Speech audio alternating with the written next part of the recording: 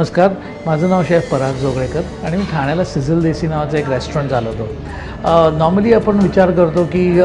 Pasta जेव्हा boil करतात तेव्हा ते आपण सगळेच जण म्हणतात की त्या पास्ता बॉईल करायच्या वेळेला तो पास्ता शिजायच्या वेळेला थोडंसं त्याच्यामध्ये तेल घालावं म्हणून, पण मी त्याच्या विरुद्ध आहे। कायम कधीही तेल घालू नये, कारण काय होतं की आपण जेव्हा पास्ता बॉईल करतो आणि त्याच्यामध्ये तेल घातलं तर ते जे काही तेल ऑइल आहे ते ऑइल संपूर्ण त्या पास्ताला कोट करतं आणि ते पास्ताला कोट केल्यानंतर जेव्हा तुम्ही ते जे तेल जे काय जेव्हा तुम्ही तो पास्ता एखाद्या सॉसमध्ये घालता आणि तो टॉस करता त्यावेळेला ते सॉस जे काही आहे ते पास्ताला स्टिक होत नाही। म्हणूनच कायम जर का तुम्ही ते ऑइल लावलं तर पास्ता जेव्हा तुम्ही सॉसमध्ये ॲड कराल त्यावेळेला तो जो पास्ता आहे तो